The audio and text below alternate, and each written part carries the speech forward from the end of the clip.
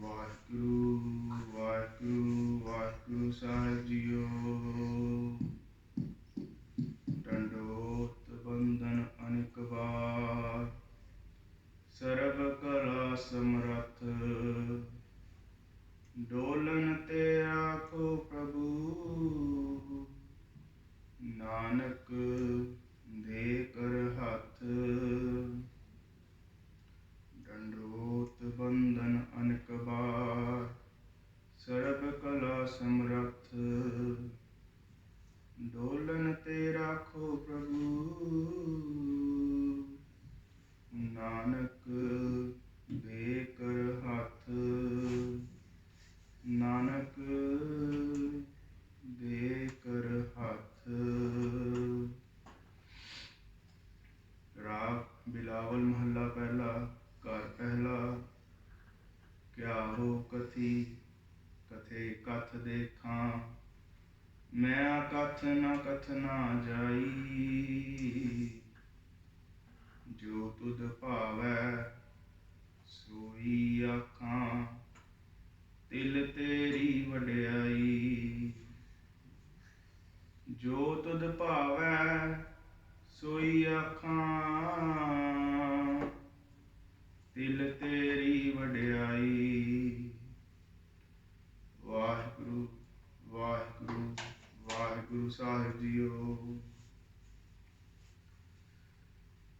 ਕੋਟਾਨ ਕੋਟਾਨ ਸ਼ੁਕਰਾਨਾ ਧੰਨ ਧੰਨ ਸ਼੍ਰੀ ਗੁਰੂ ਗ੍ਰੰਥ ਸਾਹਿਬ ਜੀ ਮਹਾਰਾਜ ਜੀ, ਜਿਨ੍ਹਾਂ ਦੀ ਓਟ ਸਤਿਕਾਰ, ਜਿਨ੍ਹਾਂ ਦੀ ਕਿਰਪਾ ਸਤਿਕਾਰ।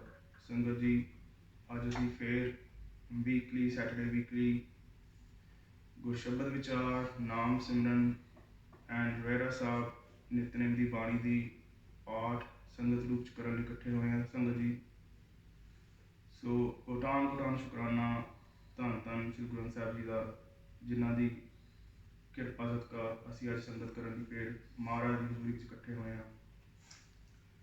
So Sangat ji, as mentioned on the message on the WhatsApp groups, today we're going to start Guru Shabad Vichaar of Rehras Sahib Bani। ਸ਼ਾਮ ਦੀ ਜੋ ਨਿਤਨੇਮ ਦੀ ਸਾਡੀ ਬਾਣੀ ਹੈ, ਉਸ ਦੀ ਵਿਚਾਰ ਅਸੀਂ ਅੱਜ ਕਰਾਂਗੇ, ਗੁਰੂ ਸਾਹਿਬ ਜੀ ਦੀ ਬਲੈਸਿੰਗਸ ਲੈਂਦੇ ਹੋਏ, ਉਹਨਾਂ ਦਾ ਓਟ ਆਸਰਾ ਲੈਂਦੇ ਹੋਏ। And the reason to start Guru Shabad Vichar is quite clear ਕਿ ਜਿੰਨੀ ਦੇਰ ਤੱਕ ਅਸੀਂ ਜੋ ਸਾਨੂੰ ਗੁਰੂ ਸਾਹਿਬ, ਜੋ ਸਾਡੇ ਅਕਾਲ ਪੁਰਖ, ਜੋ ਸਾਨੂੰ ਪਿਤਾ ਪਰਮੇਸ਼ਰ ਸਾਨੂੰ ਦੱਸ ਰਹੇ ਨੇ ਥਰੂ ਹਿਸ ਗੁਰਬਾਣੀ, ਧੁਰ ਕੀ ਬਾਣੀ ਜੋ ਆਈ ਹੈ, ਉਸ ਥਰੂ ਜੋ ਸਾਨੂੰ ਮੈਸੇਜ ਦੇ ਰਹੇ ਨੇ, ਜਿੰਨੀ ਦੇਰ ਤੱਕ ਅਸੀਂ ਉਸ ਮੈਸੇਜ ਨੂੰ ਨਹੀਂ ਸਮਝਦੇ ਜਾਂ ਨਹੀਂ ਵਿਚਾਰਦੇ, it's very difficult to change our life or make changes into our lifestyle। ਤੇ ਜੋ ਜਿਸ ਤਰ੍ਹਾਂ ਦਾ ਜੀਵਨ ਸਾਨੂੰ ਜੀਣਾ ਚਾਹੀਦਾ ਹੈ ਗੁਰੂ ਸਾਹਿਬ ਜੀ ਦੀ ਹੁਕਮ ਦੇ ਅੰਦਰ, according to Guru Sahib's teachings, ਤੇ ਜੇ ਅਸੀਂ ਉਹ ਜੀਵਨ ਉਸ ਤਰ੍ਹਾਂ ਨਹੀਂ ਜੀਂਦੇ ਤਾਂ ਅਸੀਂ ਫਿਰ ਠੋਕਰਾਂ ਖਾਂਦੇ ਹਾਂ ਜਾਂ ਅਸੀਂ ਬਲਿਸਫੁਲ ਜੀਵਨ, ਆਨੰਦਮਈ ਜੀਵਨ ਨਹੀਂ ਜੀ ਪਾਉਂਦੇ। ਸੋ ਸੰਗਤ ਜੀ, ਬਿਫੋਰ ਆਈ ਸਟਾਰਟ ਦੀ ਗੁਰਸ਼ਬਦ ਵਿਚਾਰ ਫਰੋਮ ਦੀ ਸ਼ਲੋਕ ਮਹੱਲਾ ਪਹਿਲਾ, ਦੁੱਖ ਦਾਰੂ ਸੁਖ ਰੋਗ ਪਿਆ, ਜਾ ਸੁਖ ਤਾਮ ਨਾ ਹੋਈ। ਇਹ ਜੋ ਸ਼ਲੋਕ ਹੈ ਸੰਗਤ ਜੀ, ਇਹ ਆਸਾ ਦੀ ਵਾਰ ਵਿੱਚ ਵੀ ਆਉਂਦਾ ਹੈ। 13ਵੇਂ ਛੱਕੇ ਤੋਂ ਬਾਅਦ ਸ਼ਾਇਦ ਗੁਰੂ ਸਾਹਿਬ ਬਖਸ਼ਣਹਾਰ ਹਨ ਜੇ ਮੈਂ ਗਲਤ ਉਹਦੀ ਜਗ੍ਹਾ ਦੱਸ ਦਿੱਤੀ ਹੋਵੇ, ਬਟ ਦਾਸ ਅੰਡਰਸਟੈਂਡ ਕਰਦਾ ਕਿ ਇਹ ਜੋ ਸ਼ਲੋਕ ਹੈ ਉਹ ਆਸਾ ਦੀ ਵਾਰ ਦੀ ਬਾਣੀ ਵਿੱਚ ਵੀ ਆਉਂਦਾ ਹੈ। And before I start the Gurushabad Vichar of this slok, Sangat ji, the Vichar I'm going to share with you, it's my own understanding from Gurushabad Vichar with Maharaj Kirpa, ਜੋ ਮੈਨੂੰ ਆਪ ਨੂੰ ਹੁਣ ਤੱਕ ਜਾਂ ਜਿੰਨੀ ਕੁ ਸਮਝ ਆਉਂਦੀ ਹੈ, ਮੈਂ ਆਪਣੀ ਉਸ ਸਮਝ ਨੂੰ ਤੁਹਾਡੇ ਨਾਲ ਸਾਂਝੀ ਕਰਨ ਜਾ ਰਿਹਾ ਹਾਂ। ਸੰਗਤ ਜੀ, it's not the final or last word that you should rely upon as the understanding of Gurbani. Gurbani is beyond. Maharaj says itself at so many places in Guru Granth Sahib Ji कि ਇਹਦਾ ਅੰਤ ਨਹੀਂ ਪਾਇਆ ਜਾ ਸਕਦਾ। ਜੋ ਅਕਾਲ ਪੁਰਖ ਦੀ ਧੁਰ ਦੀ ਬਾਣੀ ਆਈ ਹੈ ਉਸ ਨੂੰ ਕੋਈ ਵੀ ਬਿਆਨ ਨਹੀਂ ਕਰ ਸਕਦਾ। ਜੇ ਅਸੀਂ ਕਰਨਾ ਚਾਹੀਏ ਵੀ ਤੇ ਅਸੀਂ ਨਹੀਂ ਕਰ ਸਕਦੇ। ਅਸੀਂ ਸਿਰਫ ਉਹਨਾਂ ਕੀ ਬਿਆਨ ਕਰ ਸਕਦੇ ਹਾਂ ਜਾਂ ਉਨੀ ਕੀ ਵਿਚਾਰ ਸਾਂਝੀ ਕਰ ਸਕਦੇ ਹਾਂ ਜਿੰਨੀ ਕੁ ਮੱਤ ਸਾਨੂੰ ਗੁਰੂ ਸਾਹਿਬ ਜੀ ਨੇ ਬਖਸ਼ੀ ਹੈ। ਗੁਰੂ ਸਾਹਿਬ ਜੀ ਸੇਜ਼ ਆਪ ਆਪਣੀ ਬੁੱਧ ਹੈ ਜੇਤੀ ਵਰਨਤ ਭਿੰਨ ਭਿੰਨ ਤੋਹਿ ਤੇਤੀ। ਜਿੰਨੀ ਜਿੰਨੀ ਸੋਝੀ ਸਾਨੂੰ ਮਹਾਰਾਜ ਨੇ ਗੁਰੂ ਸਾਹਿਬ ਜੀ ਨੇ ਬਖਸ਼ੀ ਹੈ, ਅਸੀਂ ਆਪਣੀ ਉਸ ਸੋਝੀ ਦੀ ਸ਼ਮਤਾ ਦੇ ਹਿਸਾਬ ਨਾਲ, ਉਸ ਦੀ ਅਬਿਲਿਟੀ ਜਾਂ ਕੈਪੈਸਿਟੀ ਦੇ ਹਿਸਾਬ ਨਾਲ ਅਸੀਂ ਕਿਸੇ ਵੀ ਚੀਜ਼ ਨੂੰ ਸਮਝਦੇ ਹਾਂ ਜਾਂ ਜਾਣਦੇ ਹਾਂ ਜਾਂ ਉਸ ਨੂੰ ਐਕਸਪੀਰੀਅੰਸ ਕਰਦੇ ਹਾਂ। So we all have different understanding, we all have different experiences in our life, and we perceive things differently and we understand things differently. So might be the vichar I'm going to share with you today. I'm going to try it very simple and very straightforward. So might it doesn't relate to you or sync with you as per your own experiences or the way you perceive it or way you understand it. But ਜੇ ਅਸੀਂ ਉਹਨੂੰ ਸਿੱਧੇ ਸਿੱਧੇ ਸੌਖੇ ਤਰੀਕੇ ਨਾਲ ਬਸ ਜੋ ਮਹਾਰਾਜ ਜੀ ਦੀ ਸਾਨੂੰ ਉੱਪਰਲੀ ਤਹਿ ਤੋਂ ਗੁਰੂ ਸ਼ਬਦ ਦੀ ਸਮਝ ਆਉਂਦੀ ਹੈ, ਜੇ ਅਸੀਂ ਉਸਨੂੰ ਥੋੜ੍ਹਾ ਜਿਹਾ ਸਮਝਣ ਦੀ ਕੋਸ਼ਿਸ਼ ਕਰਾਂਗੇ ਤਾਂ ਸ਼ਾਇਦ we will have a bit of foundation or basic understanding of the message of Guru Maharaj or the teaching that Guru Sahib Ji telling us how to live a life blissfully on this planet. ਤੇ ਜਿੱਥੇ ਅਸੀਂ ਇਸ ਵਿਚਾਰ ਦੇ through Guru Sahib ji ਦੇ message ਨੂੰ ਸਮਝਣਾ ਹੈ, ਉਹਨਾਂ ਦੀਆਂ ਸਿੱਖਿਆਵਾਂ ਨੂੰ ਸਮਝਣਾ ਹੈ, at the same time we going to reflect on our life, current status of our life, and we will try to relate this Bani to our current life or our journey so far. So because if we can't relate this teachings or understandings of Guru Shabad Vichar with our day-to-day life, then I don't think it going to make any sense in a way, ਕਿਉਂਕਿ ਜੋ ਇਹ ਗੁਰਬਾਣੀ ਹੈ, ਗੁਰੂ ਸਾਹਿਬ ਜੀ ਦਾ message ਹੈ, teachings ਹੈ, ਇਹ ਸਾਡੇ ਵਾਸਤੇ ਹੀ ਗੁਰੂ ਸਾਹਿਬ ਜੀ ਜੋ ਧੁਰਕੀ ਬਾਣੀ ਹੈ ਉਹ ਲਿਖ ਕੇ ਗਏ ਹਨ ਅਤੇ ਸਾਡੇ ਵਾਸਤੇ ਹੀ ਸਾਨੂੰ ਦੇ ਕੇ ਗਏ ਹਨ, ਜੋ ਸ਼ਬਦ ਰੂਪ 'ਚ ਗੁਰੂ ਸਾਨੂੰ ਬਖਸ਼ਿਆ ਹੈ ਗੁਰੂ ਮਹਾਰਾਜ ਜੀ ਨੇ, ਤਾਂ ਕਿ ਅਸੀਂ ਇਸ ਗੁਰੂ ਦੇ ਲੜ ਲੱਗ ਕੇ, ਇਸ ਸ਼ਬਦ ਗੁਰੂ ਦੇ ਲੜ ਲੱਗ ਕੇ ਆਪਣੇ ਜੀਵਨ ਨੂੰ ਆਨੰਦਮਈ ਤਰੀਕੇ ਨਾਲ ਜੀ ਸਕੀਏ। So we will try to relate this understanding ਜਿਹੜੀ Guru Shabad Vichar we will do on a weekly basis with our current life journey and the journey we had so far. So Sangat ji, before I start, like I said before, the Vichar of first slok Mahalla Pehla, let me share my understanding on couple of things. ਜੋ ਇਨਸਾਨ ਹੈ, ਜੋ ਮਨੁੱਖ ਹੈ, ਆਪਣੇ ਜੀਵਨ ਵਿੱਚ ਉਹ ਪਰਮਾਤਮਾ ਨੂੰ ਤਿੰਨ ਕਾਰਨਾਂ ਕਰਕੇ, ਜਿਹੜੇ ਤਿੰਨ ਮੇਨ ਰੀਜ਼ਨਸ ਸੰਤਾਂ ਨੇ ਜਾਂ ਜਿਹੜੇ ਉੱਗੇ ਪੰਥ ਦੇ ਵਿਦਵਾਨ ਹੋਏ ਨੇ ਉਹਨਾਂ ਨੇ ਸਾਂਝੇ ਕੀਤੇ ਹਨ ਕਿ ਤਿੰਨ ਕਾਰਨਾਂ ਕਰਕੇ ਮਨੁੱਖ ਹੈ, ਜੋ ਇਨਸਾਨ ਹੈ, ਉਹ ਪਰਮਾਤਮਾ ਨੂੰ ਚੇਤੇ ਕਰਦਾ ਹੈ ਜਾਂ ਪਰਮਾਤਮਾ ਨੂੰ ਯਾਦ ਕਰਦਾ ਹੈ ਜਾਂ ਪਰਮਾਤਮਾ ਦੇ ਲੜ ਲੱਗਣਾ ਚਾਹੁੰਦਾ ਹੈ ਜਾਂ ਉਸ ਨੂੰ ਸਮਝਣਾ ਚਾਹੁੰਦਾ ਹੈ ਜਾਂ ਉਸ ਦਾ ਸਿਮਰਨ ਕਰਦਾ ਹੈ, ਭਗਤੀ ਕਰਦਾ ਹੈ। ਉਹ ਜੋ ਤਿੰਨ ਮੂਲ ਰੂਪ ਦੇ ਕਾਰਨ ਹਨ, ਉਹਨਾਂ 'ਚੋਂ ਸਭ ਤੋਂ ਪਹਿਲਾ ਜੋ ਕਾਰਨ ਹੈ ਜਾਂ ਦੂਜਾ ਕਾਰਨ ਕਹਿ ਲਓ, we can put it in any proportion, any number order. There is no as such number 1 or 2 or 3. But to start this conversation, ਜਿਹੜਾ ਪਹਿਲਾ ਕਾਰਨ ਹੈ which we going to relate with this ਸ਼ਲੋਕ ਮਹੱਲਾ ਪਹਿਲਾ ਜਿਹੜਾ ਅਸੀਂ ਅੱਜ ਵਿਚਾਰ ਕਰਨੀ ਹੈ, ਉਹ ਕਾਰਨ ਹੈ ਦੁੱਖ। ਇਨਸਾਨ ਮਨੁੱਖ ਆਪਣੀ ਜ਼ਿੰਦਗੀ 'ਚ ਜਦੋਂ ਇਸ ਧਰਤੀ 'ਤੇ ਆਉਂਦਾ ਹੈ, ਕਿਸੇ ਪਰਿਵਾਰ 'ਚ ਪੈਦਾ ਹੁੰਦਾ ਹੈ, ਜੋ ਉਹਦੀ ਵੱਡੇ ਹੋਣ ਤੱਕ ਜੋ ਉਹਦੀ ਜਰਨੀ ਹੁੰਦੀ ਹੈ, ਜਿਹੜੇ ਦੁੱਖਾਂ 'ਚੋਂ ਲੰਘਦਾ ਹੈ ਜਾਂ ਲਾਈਫ ਐਕਸਪੀਰੀਅੰਸਿਸ, ਪੇਨ ਔਰ ਸਟਰਗਲਸ ਦੇ ਥਰੂ ਲੰਘਦਾ ਹੈ, ਜਾਂ ਤਾਂ ਇਨਸਾਨ ਉਹਨਾਂ ਦੁੱਖਾਂ ਕਰਕੇ, ਉਹਨਾਂ ਸਟਰਗਲਸ ਕਰਕੇ ਆਪਣੀ ਲਾਈਫ 'ਚ ਪਰਮਾਤਮਾ ਨੂੰ ਚੇਤੇ ਕਰਦਾ ਹੈ, ਪਰਮਾਤਮਾ ਦੇ ਲੜ ਲੱਗਣਾ ਚਾਹੁੰਦਾ ਹੈ, ਜਾਂ ਪਰਮਾਤਮਾ ਦੀ ਭਜਨ ਬੰਦਗੀ ਜਾਂ ਉਸ ਦਾ ਪਾਠ, ਨਾਮ ਸਿਮਰਨ ਜਿੰਨਾ ਕੁ ਨੂੰ ਸਮਝ ਆਉਂਦਾ ਹੈ ਆਪਣੀ ਲਾਈਫ ਐਕਸਪੀਰੀਅੰਸਿਸ ਦੇ ਥਰੂ, ਉਹਨਾਂ ਸਟਰਗਲਸ ਨੂੰ ਕਾਊਂਟਰ ਕਰਦੇ ਹੋਏ, ਉਹਨਾਂ ਸਟਰਗਲਸ ਨੂੰ ਨਾਲ ਲੜਦੇ ਹੋਏ ਜਾਂ ਦੁੱਖ ਦੇ ਥਰੂ ਨਿਕਲਦੇ ਹੋਏ, ਉਹ ਓਨੇ ਕੀ ਗਹਿਰਾਈ ਵਿੱਚ ਪਰਮਾਤਮਾ ਦਾ ਨਾਮ ਜਪਦਾ ਹੈ ਜਾਂ ਉਸ ਦਾ ਸਿਮਰਨ ਕਰਦਾ ਹੈ ਜਾਂ ਉਸ ਦੀ ਬਾਣੀ ਨੂੰ ਪੜ੍ਹਦਾ ਹੈ ਜਾਂ ਉਸ ਨੂੰ ਸਮਝਣ ਦੀ ਕੋਸ਼ਿਸ਼ ਕਰਦਾ ਹੈ। ਸੋ ਪਹਿਲਾ ਜੋ ਮੂਲ ਰੂਪ ਦਾ ਕਾਰਨ ਹੈ ਜਿਹਦੇ ਕਰਕੇ ਇਨਸਾਨ ਪਰਮਾਤਮਾ ਨੂੰ ਚੇਤੇ ਕਰਦਾ ਹੈ, ਉਹ ਹੈ ਦੁੱਖ। And that's why in this slok which we're going to discuss in a minute, Maharaj says Dukh Daaroo. Daaroo means medicine. ਪੁਰਾਤਨ ਜੋ ਪੰਜਾਬੀ ਹੁੰਦੀ ਸੀ ਜਾਂ ਲੈਂਗੁਏਜ ਹੁੰਦੀ ਸੀ ਉਹਦੇ ਵਿੱਚ ਦਵਾਈ ਜਿਹੜੀ ਹੁੰਦੀ ਸੀਗੀ, ਜਿਹਨੂੰ ਆਪਾਂ ਮੈਡੀਸਨ ਇੰਗਲਿਸ਼ 'ਚ ਕਹਿੰਦੇ ਆ, ਫॉर ਐਨੀ ਡਿਜ਼ੀਜ਼, ਉਹ ਉਸ ਟਾਈਮ 'ਤੇ ਪੁਰਾਣੇ ਸਮਿਆਂ 'ਚ ਉਹਨੂੰ ਦਵਾ ਦਾਰੂ ਕਿਹਾ ਜਾਂਦਾ ਸੀਗਾ। ਦਵਾ means basically maybe the powder of the herbs ਔਰ ਦੀ tablets made from the herbs, ਜਿਹੜੀਆਂ ਪੁਰਾਣੀਆਂ ਜੜੀ ਬੂਟੀਆਂ ਤੋਂ ਦਵਾਈ ਬਣਦੀ ਸੀਗੀ। ਐਂਡ ਦਾਰੂ ਵਾਜ਼ basically related to the liquid oral preparation oral solution, ਜਾਂ ਫਿਰ ਅੱਖਾਂ 'ਚ ਪਾਉਣ ਵਾਲੇ ਜਿਹੜੇ ਆਪਾਂ ਡ੍ਰੌਪਸ ਪਾਉਂਦੇ ਆ ਉਹਨੂੰ ਵੀ ਆਪਾਂ ਕਹਿ ਸਕਦੇ ਕਿ ਉਹਨੂੰ ਦਾਰੂ ਕਿਹਾ ਜਾਂਦਾ ਸੀ ਕਿਸੇ ਟਾਈਮ 'ਤੇ। ਅਤੇ ਸਿਆਣੇ ਉਸ ਟਾਈਮ 'ਤੇ ਜਾਂ ਪੁਰਾਣੇ ਟਾਈਮ 'ਤੇ ਉਹ ਕਹਿੰਦੇ ਹੁੰਦੇ ਸੀ ਕਿ ਕੋਈ ਦਵਾ ਦਾਰੂ ਕਰੋ ਇਸ ਬਿਮਾਰੀ ਦੀ, ਜਾਂ ਮੈਨੂੰ ਕੋਈ ਦਵਾ ਦਾਰੂ ਦਿਓ।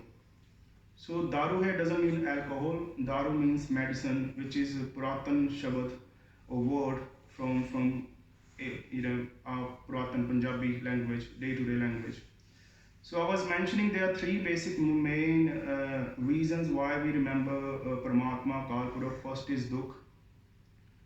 Second is, or say first again, is ਪੂਰਬਲੇ ਕਰਮ। ਪੂਰਬਲੇ ਕਰਮ ਕੁਛ ਜੀਵ ਇਸ ਧਰਤ ਲੋਕ ਤੇ ਦੁਆਰਾ ਜੋ 84 ਲੱਖ ਦੀ ਜੂਨ ਦਾ ਗੇੜ ਕੱਢਦੇ ਹੋਏ ਪਹਿਲਾਂ ਵੀ ਮਨੁੱਖੀ ਜਾਮੇ 'ਚ ਆਉਂਦੇ ਹਨ, they born as a human being.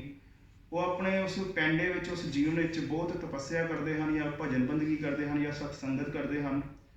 But with ਮਹਾਰਾਜ ਹੁਕਮ or within the ਹੁਕਮ, somehow they were not able to achieve liberation ਉਹ ਮੁਕਤੀ, ਉਹ ਜਿਉਂਦੇ ਜੀ ਮੁਕਤ ਨਹੀਂ ਹੋ ਪਾਉਂਦੇ। ਉਹਨਾਂ ਦੀ ਭਜਨ ਬੰਦਗੀ, ਸਿਮਰਨ ਬੰਦਗੀ ਤਾਂ ਬਹੁਤ ਹੁੰਦੀ ਹੈ, ਤਪੱਸਿਆ ਤਾਂ ਬਹੁਤ ਹੁੰਦੀ ਹੈ, ਪਰ ਉਹ somehow ਬਿਕੋਜ਼ ਉਹਨਾਂ ਦੇ ਸਵਾਸ ਮੁੱਕ ਜਾਂਦੇ ਹਨ, ਜਾਂ ਜਿੱਦਾਂ ਹੁਕਮ 'ਚ ਹੁੰਦਾ ਹੈ, ਉਹ ਜਿਉਂਦੇ ਜੀ ਮੁਕਤ ਨਹੀਂ ਹੋ ਪਾਉਂਦੇ ਅਤੇ ਉਹਨਾਂ ਦਾ ਜਨਮ ਫੇਰ ਹੋ ਜਾਂਦਾ ਹੈ। ਪਰ because they have done so much ਭਗਤੀ ਐਂਡ ਨਾਮ ਸਿਮਰਨ ਐਂਡ ਸਤਸੰਗਤ ਇਨ ਦੇ ਪ੍ਰੀਵੀਅਸ ਲਾਈਫ, ਉਹਨਾਂ ਦਾ ਜਨਮ ਵੀ ਫਿਰ ਉਸ ਹਿਸਾਬ ਨਾਲ ਉਸ ਪਰਿਵਾਰ 'ਚ ਹੁੰਦਾ ਹੈ, ਅਤੇ ਉਹ ਬਚਪਨ ਤੋਂ ਹੀ, ਸ਼ੁਰੂ ਤੋਂ ਹੀ ਮਹਾਰਾਜ ਦੀ ਲੜ ਲੱਗ ਜਾਂਦੇ ਹਨ। ਮਹਾਰਾਜ ਦੀ ਭਜਨ ਬੰਦਗੀ ਵਿੱਚ, ਮਹਾਰਾਜ ਦੇ ਨਾਮ ਸਿਮਰਨ ਵਿੱਚ, ਜਾਂ ਉਹਨਾਂ ਦੀ ਲਿਵ ਲੱਗੀ ਹੁੰਦੀ ਹੈ, ਜਾਂ ਉਹ ਸਤਸੰਗਤ ਕਰਦੇ ਹਨ ਸ਼ੁਰੂ ਤੋਂ ਹੀ, ਆਪਣੇ ਅਰਲੀ ਚਾਈਲਡਹੁੱਡ ਤੋਂ ਹੀ।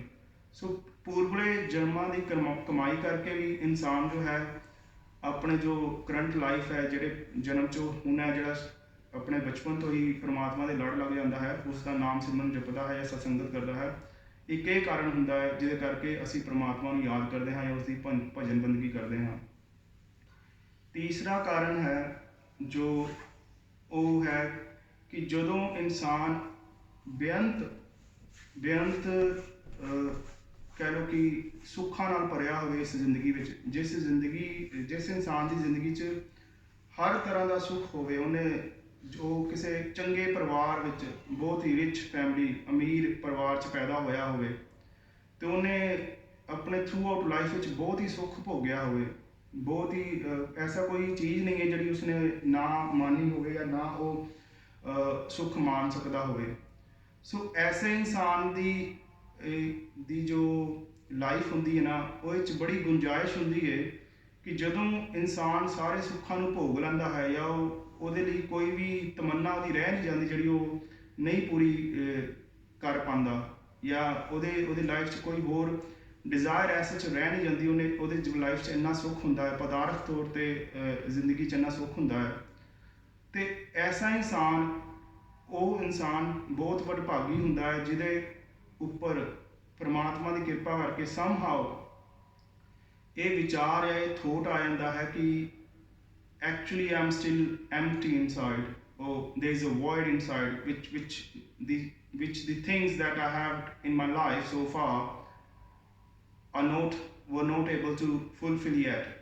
ਕਿ ਮੈਨੂੰ ਉਹਨੂੰ ਆਪਣੇ ਅੰਦਰ ਦਾ ਖਾਲੀਪਨ ਨਜ਼ਰ ਆਉਂਦਾ ਹੈ, ਇੰਨਾ ਸਾਰਾ ਕੁਝ ਹੁੰਦੇ ਹੋਏ ਵੀ, ਜੀਵਨ ਭਰ ਦੇ ਸਾਰੇ ਸੁੱਖ ਐਸ਼ੋ ਆਰਾਮ ਹੁੰਦੇ ਹੋਏ ਵੀ, ਜਿਹਨੂੰ ਆਪਣੇ ਅੰਦਰ ਦੀ ਗਰੀਬੀ ਅਤੇ ਅੰਦਰ ਦਾ ਖਾਲੀਪਨ ਨਜ਼ਰ ਆ ਜਾਂਦਾ ਹੈ, ਉਹ ਪਰਮਾਤਮਾ ਵੱਲ ਤੁਰਦਾ ਹੈ, ਉਹ ਪਰਮਾਤਮਾ ਦੇ ਨਾਮ ਭਜਨ ਬੰਦਗੀ ਜਾਂ ਸਤਸੰਗ ਵੱਲ ਤੁਰਦਾ ਹੈ।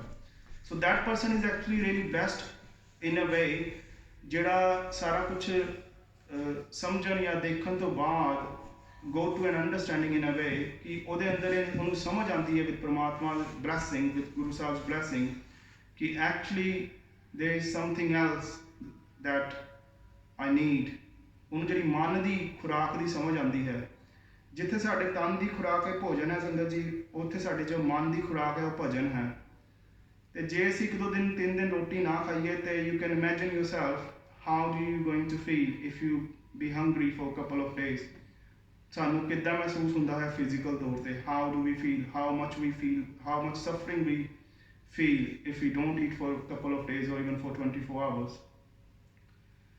ਤੇ ਜਿੱਥੇ ਅਸੀਂ ਤਨ ਦੀ ਖੁਰਾਕ ਨੂੰ ਪੂਰਾ ਕਰਨ ਲਈ ਦਿਨ 'ਚ 3 ਟਾਈਮ ਜਾਂ 3 ਟਾਈਮ ਤੋਂ ਜ਼ਿਆਦਾ ਵੀ ਆਪਣੇ ਮੇਨ ਮੀਲ ਤੋਂ ਇਲਾਵਾ ਵੀ ਬਹੁਤ ਕੁਝ ਖਾਂਦੇ ਹਾਂ ਤੇ ਇਸ ਸਰੀਰ ਨੂੰ ਫਿੱਟ ਰੱਖਣ ਲਈ ਜਾਂ ਸਹੀ ਰੱਖਣ ਲਈ ਇੰਨਾ ਭੋਜਨ ਕਰਦੇ ਹਾਂ। ਜੋ ਮਨ ਦੀ ਖੁਰਾਕ, ਜੋ ਭਜਨ ਹੈ ਸੰਗਤ ਜੀ, reflect into your own life. ਆਪਣੇ ਆਪਣੇ ਜੀਵਨ 'ਚ ਝਾਤ ਮਾਰ ਕੇ ਅਸੀਂ ਦੇਖੀਏ ਕਿ ਜੋ ਮਨ ਹੈ ਉਸਦੀ ਖੁਰਾਕ ਭਜਨ ਹੈ, ਅਸੀਂ ਕਿੰਨਾ ਕੁ ਭਜਨ ਬੰਦਗੀ, ਨਾਮ ਸਿਮਰਨ ਜਾਂ ਸਤਸੰਗਤ ਕਰਦੇ ਹਾਂ। We might be doing as much as we can do under the hukum of Maharaj, Guru Sahib, but this is just to reflect ਕਿ ਜੇ ਸਾਡੇ ਤਨ ਦੀ ਭੁੱਖ ਜਦੋਂ ਨਹੀਂ ਪੂਰੀ ਹੁੰਦੀ ਤੇ ਅਸੀਂ ਕਿੰਨਾ ਸਫ਼ਰ ਕਰਦੇ ਹਾਂ। ਤੇ ਇੱਕ ਵਾਰੀ ਇਸ ਗੱਲ ਨੂੰ ਸੋਚ ਕੇ ਦੇਖੋ, ਇਮੈਜਿਨ ਕਰਕੇ ਦੇਖੋ ਕਿ ਜਦੋਂ ਸਾਡੀ ਮਨ ਦੀ ਖੁਰਾਕ ਉਹਨੂੰ ਨਹੀਂ ਮਿਲਦੀ ਜੋ ਕਿ ਭਜਨ ਬੰਦਗੀ ਹੈ, ਤੇ ਉਹ ਅੰਦਰ ਹੀ ਅੰਦਰ ਕਿੰਨਾ ਸਫ਼ਰ ਕਰਦਾ ਹੋਏਗਾ, ਜਾਂ ਉਹ ਕਿੱਦਾਂ ਸ਼ਾਂਤ ਰਹਿ ਸਕਦਾ ਹੈ, ਜਾਂ ਉਹ ਕਿੱਦਾਂ ਆਨੰਦਮਈ ਅਵਸਥਾ ਵਿੱਚ ਰਹਿ ਸਕਦਾ ਹੈ ਜੇ ਉਸ ਨੂੰ ਉਸਦੀ ਖੁਰਾਕ ਨਹੀਂ ਮਿਲ ਰਹੀ।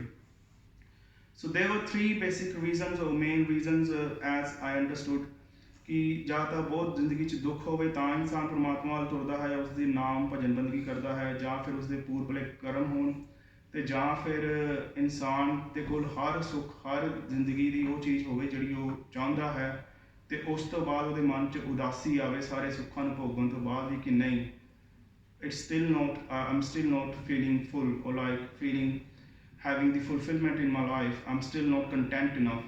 ਤੇ ਜਦੋਂ ਉਹਨੂੰ ਇਹ ਸਮਝ ਆਉਂਦੀ ਹੈ ਕਿ ਹਜੇ ਵੀ ਖਾਲੀਪਨ ਹੈ ਜ਼ਿੰਦਗੀ 'ਚ, ਤੇ ਫਿਰ ਉਹ ਪਰਮਾਤਮਾ ਵੱਲ ਨੂੰ ਤੁਰਦਾ ਹੈ। ਐਂਡ ਟੂ ਦਿਸ ਸੁੱਖ ਵਾਲੀ ਜਿਹੜੀ ਮੈਂ ਰੀਜ਼ਨ ਦੀ ਗੱਲ ਕੀਤੀ ਹੈ, ਇਹਨੂੰ ਰਿਲੇਟ ਕੀਤਾ ਜਾ ਸਕਦਾ ਹੈ ਮਹਾਤਮਾ ਬੁੱਧ ਦੀ ਸਟੋਰੀ ਦੇ ਨਾਲ। ਮਹਾਤਮਾ ਬੁੱਧ ਜੋ ਸੀਗਾ, he was a son of a king of that time. ਹੁਣ ਸੰਗਤ ਜੀ ਤੁਸੀਂ ਆਪ ਸੋਚੋ, ਜੇ ਅੱਜ ਦੇ ਸਮੇਂ ਵਿੱਚ, ਅਜੋਕੇ ਸਮੇਂ ਵਿੱਚ ਸਾਡਾ ਜਨਮ ਜਾਂ ਕਿਸੇ ਦਾ ਜਨਮ ਕਿਸੇ ਮਿਲੀਅਨਰ ਦੇ ਘਰ ਹੋਇਆ ਹੋਵੇ, ਜਿਹੜਾ ਅੱਜ ਦੇ ਟਾਈਮ ਦਾ ਇੱਕ ਤਰ੍ਹਾਂ ਦਾ ਰਾਜਾ ਹੈ, ਜਾਂ we can say he's sort of a king who can afford anything to buy in this world at this present moment। We born in that family obviously who is like a king। ਉਹਦੇ ਕੋਲ ਇੰਨਾ ਪੈਸਾ, ਇੰਨੀ ਮਾਇਕ ਪਦਾਰਥਾਂ ਦੀ ਹੈਗੀ ਉਹਦੇ ਕੋਲ strong ਹੈ ਕਿ you are like a son of a king। ਹੁਣ ਮਹਾਤਮਾ ਬੁੱਧ ਦਾ ਜਿਹੜਾ ਜਨਮ ਹੋਇਆ ਸੀਗਾ ਉਹ ਰਾਜੇ ਦੇ ਘਰ ਹੋਇਆ ਸੀਗਾ। ਸੋ ਉਸ ਟਾਈਮ ਤੇ ਜਿਹੜਾ ਰਾਜਾ ਹੋਊਗਾ ਉਹਦੇ ਕੋਲ ਕਿਹੜਾ ਸੁੱਖ ਨਹੀਂ ਹੋਊਗਾ। ਸੋ ਮਹਾਤਮਾ ਬੁੱਧ ਕੋਲ ਕਿਹੜਾ ਸੁੱਖ ਨਹੀਂ ਹੋਊਗਾ ਉਸ ਟਾਈਮ ਤੇ ਰਾਜੇ ਦੇ ਘਰ ਪੈਦਾ ਹੋਣ ਕਰਕੇ। ਉਹਦੀ ਇੱਦਾਂ ਦੀ ਕਿਸ ਤਰੀਕੇ ਨਾਲ ਪਰਵਰਿਸ਼ ਨਹੀਂ ਹੋਈ ਹੋਏਗੀ, ਜਾਂ ਕਿਹੜੀ ਚੀਜ਼ ਉਹਨੂੰ ਨਹੀਂ ਮਿਲੀ ਹੋਏਗੀ ਜਿਹਦੇ ਨਾਲ ਉਹਦੇ ਜੀਵਨ 'ਚ ਕੋਈ ਦੁੱਖ ਹੁੰਦਾ ਜਾਂ ਕੋਈ ਸੁੱਖ ਨਾ ਹੁੰਦਾ। ਪਰ ਮਹਾਤਮਾ ਬੁੱਧ ਸਾਰਾ ਰਾਜਪਾਟ ਛੱਡ ਕੇ ਆਪਣਾ, ਇੰਨਾ ਕੁਝ ਹੁੰਦੇ ਹੋਏ ਵੀ ਜੰਗਲਾਂ 'ਚ ਚਲੇ ਗਏ ਸੀਗੇ। 12 ਸਾਲ ਜੋ ਦਾਸ ਨੇ ਸੁਣਿਆ ਹੈ, ਜੋ ਵਿਚਾਰ ਸੁਣੀ ਹੈ, ਥੋੜ੍ਹੀ ਬਹੁਤ ਜੋ ਜ਼ਹਿਨ ਵਿੱਚ ਹੈ, ਸਿਰਫ ਸ਼ੇਅਰ ਕਰ ਰਿਹਾ ਮੈਂ ਉੱਪਰੀ ਤੌਰ ਤੇ, ਕਿ 12 ਸਾਲ ਮਹਾਤਮਾ ਬੁੱਧ ਨੇ ਜੰਗਲਾਂ ਵਿੱਚ ਕੱਟੇ ਸੀਗੇ, ਆਪਣਾ ਰਾਜਪਾਟ ਸਾਰਾ ਕੁਝ ਛੱਡ ਕੇ। ਕਾਹਦੇ ਵਾਸਤੇ ਕੱਟੇ ਸੀਗੇ? ਸਿਰਫ ਉਸ ਸੁੱਖ ਦੀ ਭਾਲ ਵਿੱਚ, ਉਸ ਖਾਲੀਪਨ ਦੀ ਭਾਲ ਵਿੱਚ, ਉਸ ਪਰਮਾਤਮਾ ਦੀ ਖੋਜ ਵਿੱਚ, ਜਿਹੜੀ ਉਹ ਸਾਰੇ ਪਦਾਰਥ, ਉਹ ਮਾਇਆਵੀ ਜਾਂ ਦੁਨਿਆਵੀ ਪਦਾਰਥ, ਉਸ ਖਾਲੀਪਨ ਨੂੰ ਪੂਰਾ ਨਹੀਂ ਸੀ ਕਰ ਪਾਏ। ਐਂਡ ਹੁਣ ਸੰਗਤ ਜੀ, ਯੂ ਇਮੈਜਿਨ yourself, ਜੇ ਉਹ ਬੀਇੰਗ ਰਾਜੇ ਦਾ ਪੁੱਤਰ ਹੋਣ ਦੇ ਬਾਵਜੂਦ ਉਹਦੇ ਅੰਦਰਲੀ ਖਿੱਚ ਸੀਗੀ, ਜਾਂ ਜਿਹੜੀ ਉਹਨੂੰ ਤਾਂਘ ਸੀਗੀ, ਜਾਂ ਉਹਦੀ ਤਮਾ ਸੀਗੀ, ਉਹ ਪੂਰੀ ਨਹੀਂ ਹੋ ਪਾਈ। ਉਹ ਰਾਜੇ ਦਾ ਪੁੱਤਰ ਸੀਗਾ, ਤੇ ਅਸੀਂ ਕਿੱਥੇ ਖੜੇ ਹਾਂ। ਤੇ ਜੇ ਅਸੀਂ ਰਾਜੇ ਦੇ ਪੁੱਤਰ ਬਣ ਵੀ ਜਾਈਏ ਅੱਜ ਦੇ ਟਾਈਮ 'ਚ, ਜੇ ਵੀ become a millionaire or billionaire, obviously our parents can become that sort of level. obviously ਜੇ ਸਾਡੇ ਪੇਰੈਂਟਸ ਜਾਂ ਅਸੀਂ ਉਸ ਲੈਵਲ 'ਤੇ ਪਹੁੰਚ ਵੀ ਜਾਈਏ ਜਿੱਥੇ ਅਸੀਂ ਆਪ ਸਭ ਕੁਝ ਖਰੀਦ ਸਕਦੇ ਹੋਈਏ, ਤੇ ਜੇ ਉਹਨੂੰ ਉਹ ਚੀਜ਼ ਨਹੀਂ ਮਿਲ ਸਕੀ, ਤੇ can we imagine or can we think of ਕਿ ਸਾਨੂੰ ਸ਼ਾਇਦ ਸ਼ਾਂਤੀ ਮਿਲ ਜਾਏਗੀ ਇਹ ਚੀਜ਼ਾਂ ਹੋਣ ਦੇ ਬਾਵਜੂਦ। ਤੇ ਬਾਣੀ ਥਾਂ ਤੇ ਗੁਰੂ ਸਾਹਿਬ ਜੀ ਸਾਨੂੰ ਸਮਝਾ ਰਹੇ ਨੇ ਕਿ ਜੋ ਮਾਇਆ ਨਾਲ ਰਚਿਆ ਬੰਦਾ ਹੈ, ਜਾਂ ਮਾਇਕ ਪਦਾਰਥ ਹਨ, ਉਹ ਸਾਨੂੰ ਕਦੀ ਵੀ ਸੁੱਖ ਤੇ ਸ਼ਾਂਤੀ, ਪਰਮਾਨੈਂਟ ਪੀਸ, ਪਰਮਾਨੈਂਟ ਬਲਿਸ ਕਦੀ ਨਹੀਂ ਪ੍ਰੋਵਾਈਡ ਕਰ ਸਕਦੇ। We can only get permanent bliss through Guru Sahib's teachings and understanding and bhajan bandgi and satsangat and naam simran। So Sangaji, I think I've gone too far on this just starting, and we literally about to left with 5 minutes. So another thing I just want to discuss before I start the vichar, just to build the understanding what we were talking about. ਦੋ ਤਰ੍ਹਾਂ ਦੀ ਵਿਚਾਰ ਹੁੰਦੀ ਹੈ ਸੰਗਤ ਜੀ ਸਾਡੇ ਜੋ ਅਸੀਂ ਕਮਿਊਨਿਟੀ ਵਿੱਚ ਵਰਤਦੇ ਹਾਂ ਅਸੀਂ ਐਜ਼ ਏ ਹਿਊਮਨ ਬੀਇੰਗ ਅਸੀਂ ਦੋ ਤਰੀਕੇ ਨਾਲ ਗੁਰੂ ਸਾਹਿਬ ਜੀ ਦੀ ਟੀਚਿੰਗਸ ਨੂੰ ਸਮਝਦੇ ਹਾਂ ਪਹਿਲਾ ਤਰੀਕਾ ਜੋ ਬੇਸਿਕ ਕਰਕੇ ਆਊਟਰ ਲੇਅਰ ਹੈ it's like A different layers of onion. The deeper you go, your understanding changes.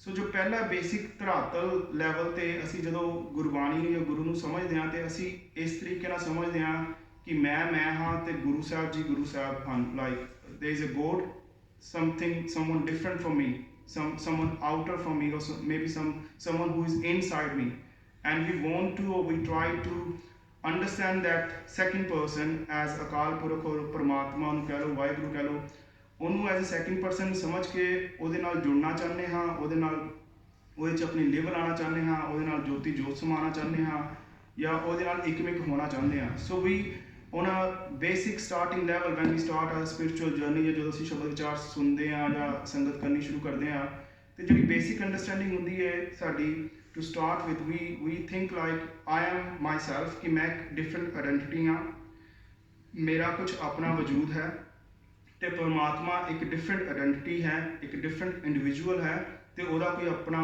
ਵਜੂਦ ਹੈ ਤੇ ਉਹ ਪਰਮ ਸ਼ਕਤੀ ਹੈ ਉਹ ਪਰਮ ਪਰਮਾਤਮਾ ਹੈ ਜਿਹਦੇ ਚੋਂ ਮੈਂ ਆਇਆ ਹਾਂ ਤੇ ਮੈਂ ਉਹਦੇ ਵਿੱਚ ਜਾ ਕੇ ਵਾਪਸ ਲੀਨ ਹੋਣਾ ਵਾ ਜਾਂ ਉਹਦੇ ਨਾਲ ਆਪਣੀ ਲਿਵ ਜੋੜਨੀ ਹੈ ਜਾਂ ਉਹਦੀ ਸਤਸੰਗਤ ਕਰਦੇ ਹੋਏ ਉਹਨਾਂ ਦੀ ਉਹ ਗੁਰੂ ਸਾਹਿਬ ਜੀ ਦੀ ਟੀਚਿੰਗ ਨੂੰ ਸਮਝਦੇ ਹੋਏ ਇਸ ਜੀਵਨ ਨੂੰ ਬਲਿਸਫੁਲ ਵੇ ਨਾਲ ਆਨੰਦਮਈ ਜੀਵਨ ਜੀਣਾ ਹੈ ਸਤਸੰਗਤ ਕਰਦੇ ਹੋਏ ਸੋ ਦਿਸ ਇਜ਼ ਸਮਥਿੰਗ ਜੋ ਦਾਸ ਦੀ ਅੰਡਰਸਟੈਂਡਿੰਗ ਹੈ ਬੇਸਿਕ ਔਰ outer layer of understanding through Gurbani teachings or Guru Sahib's messages.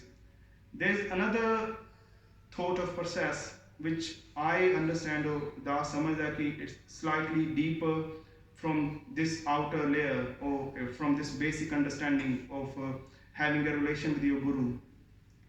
The second thought of process or understanding is that when you reach the stage of Bhagat, jidda Bhagat Kabir ji शबद one शबद to relate this is तू करता तू हुआ मुझ में रहा ना हूँ जब आपा परका मिट गया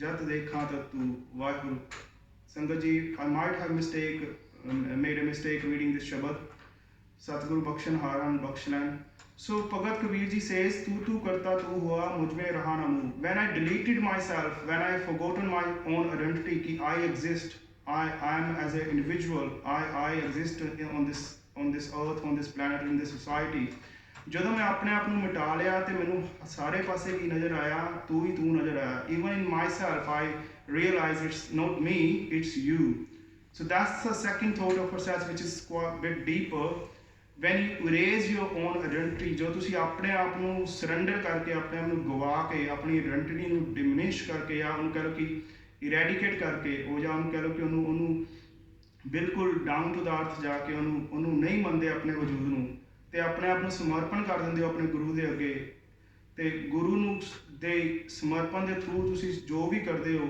ਉਹਨੂੰ ਗੁਰੂ ਦੀ ਹੀ ਹੁਕਮ ਦੇ ਅੰਦਰ ਸਮਝਦੇ ਹੋ ਤੇ ਉਸ ਨੂੰ ਉਸੇ ਤਰੀਕੇ ਨਾਲ ਵਰਤਦੇ ਹੋ ਆਪਣੇ ਜੀਵਨ ਵਿੱਚ ਸੋ ਤੂੰ ਕਰਤਾ ਤੂੰ ਹੁਆ ਮੁਝ ਮੇਂ ਰਹਾ ਨਾ ਹੂੰ when you diminish yourself your I your identity your ego and you surrender yourself to Akal Purkh Vaheguru then wherever you see whatever you do whatever you say whatever you listen it all becomes part of that him the bigger energy that we are part of ਫਿਰ ਤੁਸੀਂ ਆਪਣੇ ਆਪ ਨੂੰ ਸਮਰਪਣ 'ਚ ਜਾ ਕੇ ਫਿਰ ਤੁਹਾਨੂੰ ਕਿਸੇ ਨਾਲ ਕੋਈ ਵਿਤਕਰਾ ਨਹੀਂ ਰਹਿ ਜਾਂਦਾ ਕਿਸੇ ਨਾਲ ਕੋਈ ਵੈਰ ਨਹੀਂ ਰਹਿ ਜਾਂਦਾ ਸਾਰੇ ਕੋਈ ਤੁਹਾਡਾ ਦੁਸ਼ਮਣ ਨਹੀਂ ਰਹਿ ਜਾਂਦਾ ਕਿਸੇ ਨਾਲ ਕੋਈ ਈਰਖਾ ਨਹੀਂ ਰਹਿ ਜਾਂਦੀ then wherever you see whatever you do like I said it's you see him that Akal Purkh that Vaheguru so that's two basic understandings of understanding the Bani that what I understood so far with Maharaj Kripa I may be wrong Sangat ji it's like I said it's not the final gospel that I would say you should rely on it's just my own understanding so it's 6 o'clock Sangat ji now ਖਿਮਾ ਦਾ ਜਾਚਕ ਹਾਂ I not even touched upon the first line of the Vichaar today. I'm not sure if there is anyone coming for the Naam Simran today to do the Naam Simran. So while I wait for someone to turn up, if somebody comes up for the Naam Simran, I will carry on with the first line of the Vichar after just sharing this basic understanding. So Maharaj says, Slok Mahalla Pehla Dukh Daaroo Sukh Rog Paya Ja Sukh Tam Na Hoi. So Dukh means pain, struggle, or the hardships we go through in our life, or ਜਦੋਂ ਸਾਨੂੰ ਕਿਤੇ life 'ਚ ਸਰੀਰਕ ਤੌਰ ਤੇ ਦੁੱਖ ਆਉਂਦਾ, emotional level ਤੇ ਅਸੀਂ ਦੁਖੀ ਹੁੰਨੇ ਆ, in our relationships, in our day-to-day life, at our work place. So that's where what Maharaj is referring Dukh as struggle or the pain in our life. But Maharaj is saying here Dukh Daaroo. Daaroo means medicine, as I mentioned before. So Maharaj here telling us Dukh Daaroo Sukh Rog Pya. Jehda Sukh hai na, Rog means disease. So Maharaj here saying jehda Dukh hai, ਉਹ ਦਵਾਈ ਦੀ ਤਰ੍ਹਾਂ ਕੰਮ ਕਰਦਾ ਹੈ ਮੇਰੇ ਲਈ, ਇੱਕ ਇਨਸਾਨ ਲਈ, ਮਨੁੱਖ ਲਈ। ਤੇ ਜਿਹੜਾ ਸੁੱਖ ਹੈ ਨਾ, ਉਹ ਰੋਗ ਪਿਆ, ਬਿਕਮ, ਜਿਹੜਾ ਸੁੱਖ ਹੈ ਨਾ, ਜੋ ਸਾਨੂੰ ਸੁੱਖ ਮਿਲਦੇ ਨਾ, ਤੇ ਉਹ ਇੱਕ ਤਰ੍ਹਾਂ ਦੀ ਸਾਡੇ ਲਈ ਡਿਜ਼ੀਜ਼ ਬਣ ਜਾਂਦਾ ਹੈ, ਸਾਡੇ ਲਈ ਇੱਕ ਰੋਗ ਬਣ ਜਾਂਦਾ ਹੈ। ਤੇ ਰੋਗ ਕਿਉਂ ਬਣ ਜਾਂਦਾ ਹੈ? ਮਹਾਰਾਜ ਜੀ ਅੱਗੇ ਕਹਿੰਦੇ ਨੇ, ਜਾਂ ਸੁੱਖ ਤਾਮ ਨਾ ਹੋਈ। ਕਿਉਂਕਿ ਜਦੋਂ ਸੁੱਖਾਂ 'ਚ ਅਸੀਂ ਗਲਤਾਨ ਹੋ ਜਾਂਦੇ ਹਾਂ, ਜਦੋਂ ਸਾਨੂੰ ਪਰਮਾਤਮਾ ਆਪਣੀ ਕਿਰਪਾ ਸਦਕੇ ਐਸੇ ਚੰਗੇ ਪਰਿਵਾਰ 'ਚ ਭੇਜਦਾ ਹੈ, ਜਾਂ ਸਾਡੇ ਕੋਲ ਜੀਵਨ ਦੇ ਸਾਰੇ ਸੁੱਖ ਹੁੰਦੇ ਹਨ, ਤੇ ਸਾਨੂੰ ਦੁਨਿਆਵੀ ਸੁੱਖਾਂ ਨੂੰ ਭੋਗਦੇ ਹੋਏ ਹੋਰ ਉਸ ਪਰਮਾਤਮਾ ਦੀ ਕੋਈ ਤਾਮ ਮੀਨਸ ਡਿਜ਼ਾਇਰ, ਉਹਦੀ ਜੋ ਲੋੜ ਹੈ, ਪਰਮਾਤਮਾ ਸਾਨੂੰ ਚੇਤੇ ਨਹੀਂ ਆਉਂਦਾ, ਕਿਉਂਕਿ ਅਸੀਂ ਸੁੱਖਾਂ ਵਿੱਚ ਇੰਨੇ ਕੁ ਗਲਤਾਨ ਹੋ ਜਾਂਦੇ ਹਾਂ ਜਾਂ ਮਾਇਆ 'ਚ ਇੰਨੇ ਕੁ ਰੁੱਝ ਜਾਂਦੇ ਹਾਂ ਕਿ ਜੋ ਸਾਨੂੰ ਪਰਮਾਤਮਾ ਦੀ ਕਮੀ ਜਾਂ ਪਰਮਾਤਮਾ ਦੀ ਤਾਂਘ ਹੋਣੀ ਚਾਹੀਦੀ ਸੀ ਉਹਦੀ ਭਜਨ ਬੰਦਗੀ ਕਰਨ ਦੀ, ਨਾਮ ਸਿਮਰਨ ਕਰਨ ਦੀ, ਉਹ ਸਾਡੇ 'ਚ ਉਪਜਦੀ ਨਹੀਂ ਹੈ, ਉਹ ਤਾਂਘ ਸਾਡੇ 'ਚ ਉਪਜਦੀ ਨਹੀਂ ਹੈ, ਕਿਉਂਕਿ ਅਸੀਂ ਮਾਇਆ ਰੂਪੀ ਪਦਾਰਥਾਂ ਵਿੱਚ ਇੰਨੇ ਉਲਝ ਜਾਂਦੇ ਹਾਂ। And that's why Maharaj is saying Dukh Daaroo. Like, this is why I discussed the 3 basic reasons for when insan or manukh, a human being, remember Akal Purukh or Vaheguru. First reason was Dukh. So ਜਦੋਂ ਦੁੱਖ ਸਾਡੇ ਤੇ ਆਉਂਦਾ ਹੈ, ਤੁਸੀਂ ਆਪਣੀ ਜ਼ਿੰਦਗੀ 'ਚ ਆਪ ਅਸੀਂ ਝਾਤ ਮਾਰ ਕੇ ਦੇਖੀਏ ਸੰਗਤ ਜੀ, we don't need to go any further from our own life. ਜੇ ਸਾਨੂੰ ਉੱਧਰ ਕਿਸੇ ਵੱਲ ਦੇਖਣ ਦੀ ਲੋੜ ਨਹੀਂ, ਆਪਣੀ ਜ਼ਿੰਦਗੀ 'ਚ ਅਸੀਂ ਆਪ ਝਾਤ ਮਾਰ ਕੇ ਦੇਖੀਏ ਕਿ ਜਦੋਂ ਸਾਡੀ ਲਾਈਫ ਵਿੱਚ, ਜਦੋਂ ਅਸੀਂ ਜਿਸ ਪਰਿਵਾਰ 'ਚ ਪੈਦਾ ਹੋਏ ਹਾਂ, ਜਦੋਂ ਸਾਡੀ ਅਪਬ੍ਰਿੰਗਿੰਗ ਹੁੰਦੀ ਹੈ, we go through maybe some challenges while we learning how to walk or learning how to ride a bicycle or maybe car, ਜਾਂ ਜਦੋਂ ਅਸੀਂ ਸਕੂਲਾਂ 'ਚ ਜਾਂਦੇ ਹਾਂ with our work colleagues or with our classmates, peer pressure, we go through loads of life challenges. ਤੇ ਜਦੋਂ ਸਾਨੂੰ challenges ਆਉਂਦੇ ਨੇ, sometimes we become ਦੁਖੀ with those challenges, ਉਹ ਅਸੀਂ sad ਹੋ ਜਾਂਦੇ ਹਾਂ, ਜਾਂ ਅਸੀਂ pain ਮਹਿਸੂਸ ਕਰਦੇ ਹਾਂ in our relationships as we growing up or with our friends and mates. So ਜਦੋਂ ਸਾਨੂੰ ਉਹ ਦੁੱਖ ਆਉਂਦਾ ਹੈ, ਤੇ ਤੁਸੀਂ ਆਪਣੇ ਜੀਵਨ 'ਚ ਆਪ ਝਾਤ ਮਾਰ ਕੇ ਦੇਖੀਏ ਕਿ ਅਸੀਂ ਜੋ ਸਾਡੇ ਜੀਵਨ 'ਚ ਕਿਸੇ ਵੀ ਤਰ੍ਹਾਂ ਦਾ ਦੁੱਖ ਆਉਂਦਾ ਹੈ, ਤੇ ਅਸੀਂ ਪ੍ਰਮਾਤਮਾ ਨੂੰ ਚੇਤੇ ਕਰਦੇ ਹਾਂ ਕਿ ਨਹੀਂ ਕਰਦੇ ਹਾਂ। So this is Maharaj stamping it down here. This is Maharaj telling us very clearly to relate to that experience of our life, ਕਿ ਦੁੱਖ ਸਾਡੇ ਲਈ ਮੈਡੀਸਨ ਦਾ, ਦਾਰੂ ਦਾ ਕੰਮ ਕਿੱਦਾਂ ਕਰਦਾ। ਕਿਉਂਕਿ ਜਦੋਂ ਦੁੱਖ ਆਉਂਦਾ ਹੈ, ਤੇ ਦੁੱਖ ਜਦੋਂ ਸਾਡੇ ਜੀਵਨ 'ਚ ਆਉਂਦਾ ਹੈ, ਚਾਹੇ ਅਸੀਂ ਕਿਸੇ ਵੀ ਲੈਵਲ 'ਤੇ, ਕਿਸੇ ਵੀ ਤਰੀਕੇ ਨਾਲ, ਜਾਂ ਕਿਸੇ ਵੀ ਰੀਜ਼ਨ ਕਰਕੇ ਅਸੀਂ ਉਸ ਅਕਾਲ ਪੁਰਖ ਨੂੰ, ਉਸ ਪਰਮਾਤਮਾ ਨੂੰ ਚੇਤੇ ਜ਼ਰੂਰ ਕਰਦੇ ਹਾਂ, ਜਿਹਦੇ ਕਰਕੇ ਅਸੀਂ ਇਸ ਮਨੁੱਖਾ ਜਨਮ ਲਿੱਤਾ ਹੈ ਜਾਂ ਆਏ ਹਾਂ। ਤੇ ਜਦੋਂ ਅਸੀਂ ਸੁੱਖਾਂ ਵਿੱਚ ਗਲਤਾਨ ਹੋ ਜਾਂਦੇ ਹਾਂ, ਸੁੱਖਾਂ ਵਿੱਚ ਰਚ ਜਾਂਦੇ ਹਾਂ, ਜੀਵਨ ਦੇ ਪਦਾਰਥਕ ਸੁੱਖਾਂ ਵਿੱਚ, ਤੇ ਉਹ ਜਿਹੜੇ ਸੁੱਖ ਨੇ ਸਾਡੇ ਲਈ ਇੱਕ ਡਿਜ਼ੀਜ਼ ਦੀ ਤਰ੍ਹਾਂ ਕੰਮ ਕਰਦੇ ਨੇ, ਰੋਗ ਦੀ ਤਰ੍ਹਾਂ ਕੰਮ ਕਰਦੇ ਨੇ। It become a disease for us, ਕਿਉਂਕਿ ਅਸੀਂ ਉਸ ਪਰਮਾਤਮਾ ਨੂੰ ਭੁੱਲ ਜਾਂਦੇ ਹਾਂ ਉਹਨਾਂ ਸੁੱਖਾਂ ਵਿੱਚ ਗਲਤਾਨ ਹੋ ਕੇ। And it makes our life a wasteful journey. So next line Maharaj ji says, तू करता करना मैं नाही, जाहो करी ना होई. This is what we discussed in one of the Vichaar last week, where I just mentioned earlier Kabir ji saying, तू करता तू हुआ, मुझ में रहा ना हो. And here Maharaj ji giving the same message, similar to what we discussed earlier. तू करता करना मैं नाही, तू जो है अकाल पुरख, है परमात्मा, ਮੈਨੂੰ ਤੇਰੇ ਇਸ ਗੁਰੂ ਸ਼ਬਦ ਵਿਚਾਰ 'ਚੋਂ ਇਹ ਸਮਝ ਆਉਂਦੀ ਹੈ, ਜੋ ਅਸੀਂ ਉੱਪਰਲੀ ਤੁਕ ਦੀ ਪਰਿਭਾਸ਼ਾ ਕੀਤੀ ਹੈ, कि तू जो है अकाल पुरख, तू ही करता है, तू करणहार है। करना here means could be करनालू, करनालू मीन्स अगेन दयावान, कि तू जो करता है, जो दयावान है, तू ही सब कुछ करने वाला है, तू करता, यू आर द डूअर, तू ही करनहार करतार है। मैनू ये समझ आता है उपरों। करना मैं नहीं, करना like I said you can understand this as दयावान, करतार, करनहार। और करना मैं नहीं कि मैं कुछ नहीं कर सकता, मैं कुछ करन योग नहीं हाँ।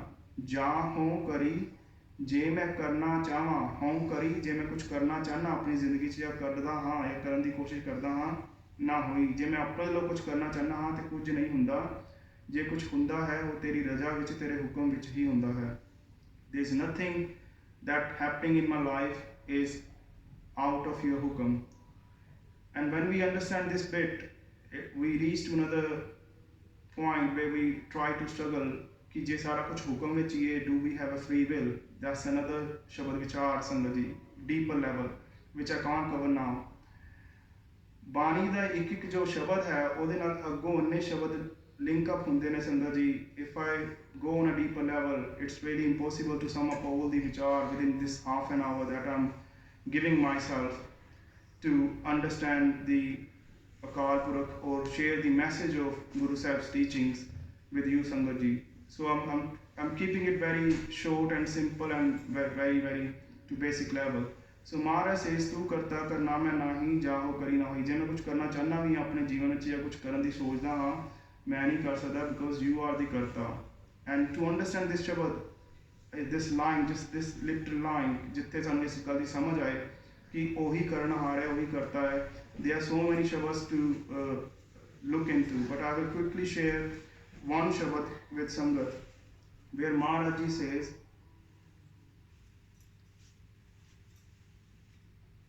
Dhan Dhan Guru Nanak Dev Ji says on Ang 23 of Shri Guru Granth Sahib Ji, Shri Rag.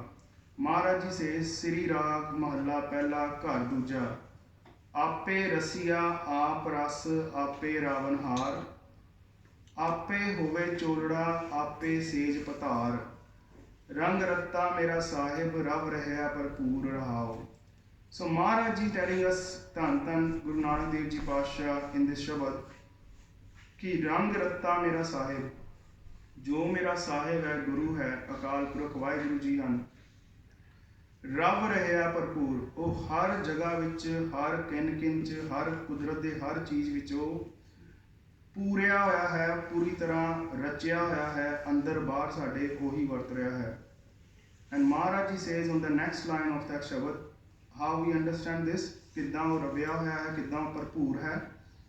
आपे माछी मछली, आपे पानी जाल, वो आपे ही मच्छियाँ फड़न वाला है। माछी मीन्स मछवाड़ा, मछवाड़ा in English fisherman, he is himself fisherman. मछली मीन्स फिश, आपे पानी, and he is himself water. And Maharaj says आपे पानी जाल, जाल means the net that fisherman uses to catch fish. So this line in very simple, जे आप उपरों भी विचार समझने की कोशिश करिए, महाराज जी आपे ही सानू दस रहे हैं बड़े सौखे तरीके नाल। आपे माछी, he is himself fisherman, मछली भी वो आप ही है, he is himself fish. So he is fisherman and then he is catching the fish which is he himself again. So he acting as a fisherman and then at the same time he's fish himself and he's catching himself. And ਜਿਹੜੀ चीज़ विच मछली का जीवन है वो पानी भी वो आप ही है, उन्होंने जीवन देने वाला भी वो आप ही है। And when he's become a machi fisherman, taking the fish out of that pani, taking his life out, he is himself doing it. And the जाल ਜਿਹੜਾ जाल वो ਵਰਤ ਰਿਹਾ है ਅਕਾਲ ਪੁਰਖ ਜਾਂ ਫਿਸ਼ਰਮੈਨ, ਜੇ ਆਪਾਂ ਨੂੰ ਸਿੱਧੀ ਲੈਂਗੁਏਜ ਸਮਝ ਆਏ, ਜੋ ਮਛਵਾੜਾ ਉਹ ਜਿਸ ਜਾਲ ਨੂੰ ਵਰਤ ਰਿਹਾ ਹੈ ਉਹ ਜਾਲ ਵੀ ਉਹ ਅਕਾਲ ਪੁਰਖ ਆਪੇ ਹੀ ਹੈ।